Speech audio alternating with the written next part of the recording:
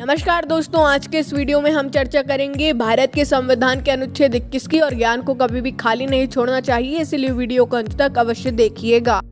तो सबसे पहले हम समझ लेते हैं बहुत ही थोड़ा सा इसके बारे में। इसका नाम है प्राण एवं दैहिक स्वतंत्रता और इस अनुच्छेद को कोई भी नहीं बदल सकता, लेकिन सुप्रीम कोर्ट ने इसमें थोड़े बदलाव किए थे, आगे जाके आपको पता चलेगा। और राष्ट्रपति और संसद इसे नहीं बदल सकते, क्योंकि ये बहुत ही इंपॉर्टेंट अनुच्छेद है और इसमें बदलाव होंगे तो बहुत सा बदलाव होगा पूरे संविधान में। तो इसके दो पार्ट्स हैं, जैसा कि इनका नाम है प्राण एवं दैहिक स्वतंत्रता। तो प्राण और दैहिक स्वतंत्रता दोनों अलग अलग समझाने के लिए मैंने आप लोगों के लिए एक डायग्राम बनाया है। अभी प्राण का है, आगे जाके आपको समझ में आएगा दैहिक स्वतंत्रता का।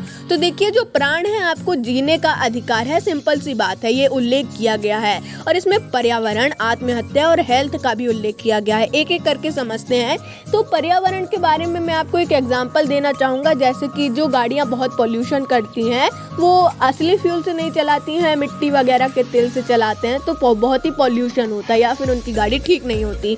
तो इसके लिए भी फाइन एक डिसाइडेड है। फाइन यदि वो नहीं देते हैं तो उन्हें अरेस्ट किया जाता है ना। तो इसके बारे में समझ में आ गया होगा। जैसे कि पेड़ वगैरह भी नहीं काटना, कुछ पेड़ डिसाइडेड है, उन्हें काटेंगे तो आपको जेल भी हो सकती है। और आत्महत्या है, तो आत्महत्या के बारे में तो आपको पता ही है कि यदि आपकी जान कोई और नहीं ले सकता तो आप स्वयं भी अपनी जान नहीं ले सकते। और हेल्थ है, तो हेल्थ जैसे कि सबसे अच्छा एग्जाम्पल है, इतने कोरोना के टीके सरकार ने खरीदे और फ्री में लगाने को भी सरकार हमेशा तैयार थी। और देखिए, जो ऑक्सीजन नहीं थी, ऑक्सीजन सिलेंडर वगैरह जिनके लिए उपलब्ध हो सके उनको ऑक्सीजन सिलेंडर दिलवाई गई। और भी बहुत से कार्य हैं हेल्थ के जो सरकार मुफ्त में करती है।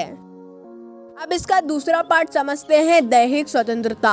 तो दैहिक स्वतंत्रता में देखिए 4 दिए गए हैं। अगर हम सीधे सीधे पढ़ें तो आपको 3 दिखाई दे रहे हैं। तो इसमें एकांत दिया गया है, विदेश यात्रा दिया गया है, निजता का अधिकार दिया गया है और व्यभिचार दिया गया है। एक एक करके समझते हैं सभी के बारे में।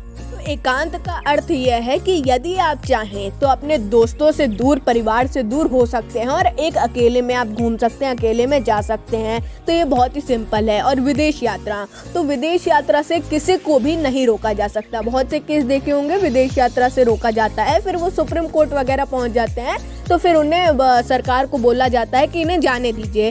तो यदि पासपोर्ट और वीज़ा बनवाने में कुछ गलती होती है तो सुधरवाइए, बार बार सुधरवाइए जो गलती होती है, लेकिन आप सब सही होने के बाद नहीं रोक सकते। फिर आता है निजता का अधिकार। तो निजता का अधिकार सभी के पास है, प्राइवेसी।